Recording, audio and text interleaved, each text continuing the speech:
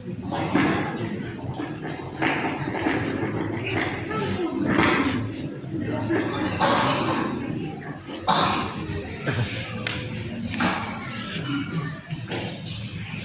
warahmatullahi wabarakatuh.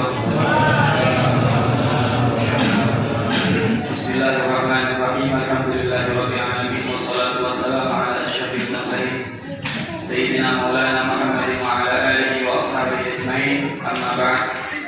Puji dan syukur kita haturkan kepada Allah Jalla Jalaluhu wa ta'ala Allah yang masih memberikan kita semua rahmat, karunia, inayah serta hidayah.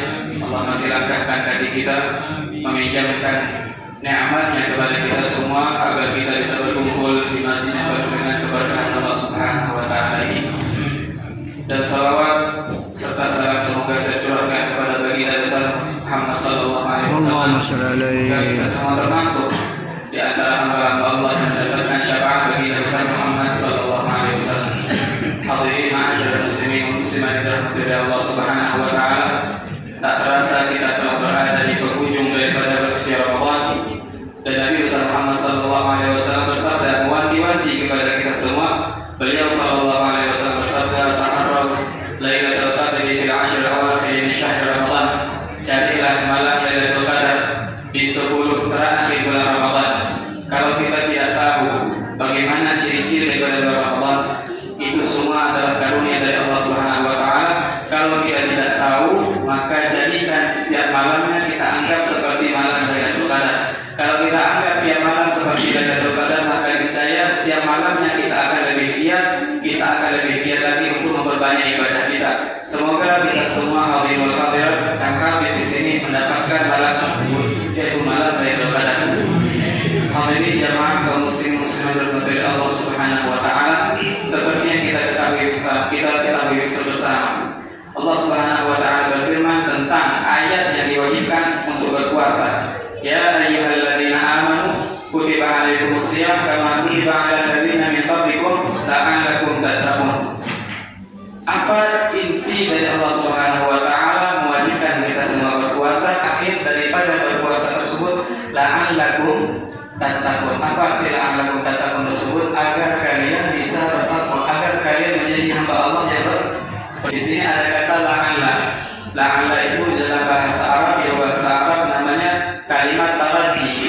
Taraji itu sebuah harapan yang mungkin bisa berhasil dengan adanya upaya, dengan adanya keinginan yang kuat. Ada tamani itu sebuah angan-angan yang tidak mungkin bisa terjadi. Seperti contoh dengan bahasa laita, ala laita syababa ya'udu yawman fa ukhbiruhum bima fa'ala al-mashibu. Ada orang bilang, andai kata masa muda bisa kembali, maka aku akan ceritakan kepada para pemuda apa yang sudah aku perbuat di masa muda. Pertanyaannya, apakah masa muda bisa kembali? Tidak. Itu namanya laita, sebuah harapan yang tidak mungkin bisa terjadi. Tapi kalau la'alla, itu masih, makanya Allah Subhanahu wa taala katakan la'allakum bertakwa. Berarti di antara kita masih ada yang tidak bertakwa kepada Allah Subhanahu wa taala. Buktinya apa? Banyak di antara kaum muslimin yang semoga diberikan hidayah oleh Allah Subhanahu wa taala yang masih belum mau untuk berpuasa di bulan Ramadan. Berarti masih ada hamba Allah yang tidak bertakwa. Dan kita juga yang dalam posisi berpuasa masih juga dikatakan belum jadi orang yang bertakwa. Terkadang di saat kita berpuasa masih banyak kita melaksanakan kemaksiatan, wa'iyadzubillah. Di saat kita dalam proses membersihkan hati, proses menjadi hamba yang bertakwa, kita masih melanggar aturan-aturan syariat di saat kita berpuasa. Maka di sini Allah katakan la'allakum tattaqun, agar dalam bentuk puasa ini kita jadikan hamba Allah yang bertakwa. Kenapa harus bertakwa? Kenapa takwa yang Allah pilih?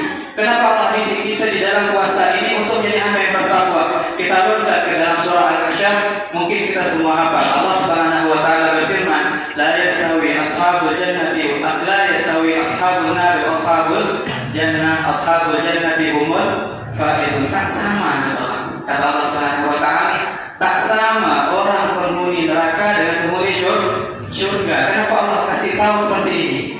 Padahal kita semua tahu tak mungkin sama kedudukan orang penghuni neraka dengan penghuni surga. Allah lanjutkan lagi, ashabul jannati humul faizun. penduduk surga adalah orang-orang yang sukses, kata Allah Subhanahu wa taala. Oh, ternyata kita tahu bahwasanya orang surga ini adalah orang sukses.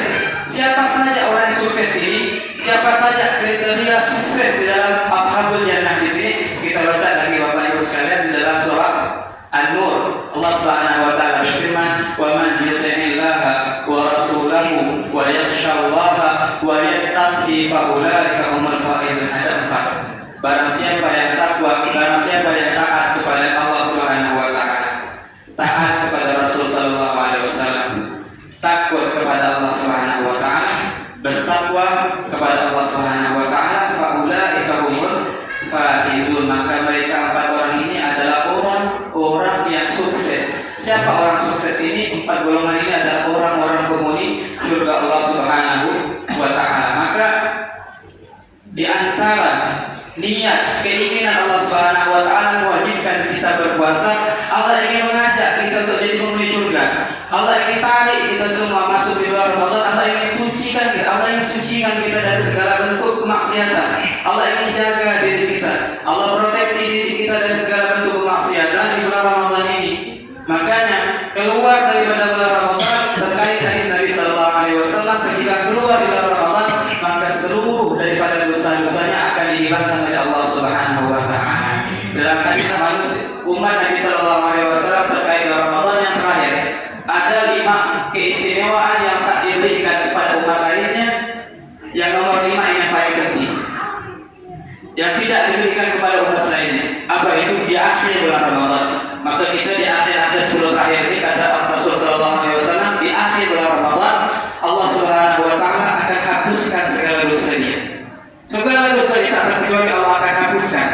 Akhirnya sahabat bertanya kepada Rasul sallallahu alaihi wasallam, "Ya Rasulullah, akankah penghapusan dosa tersebut di malam Lailatul Qadar?"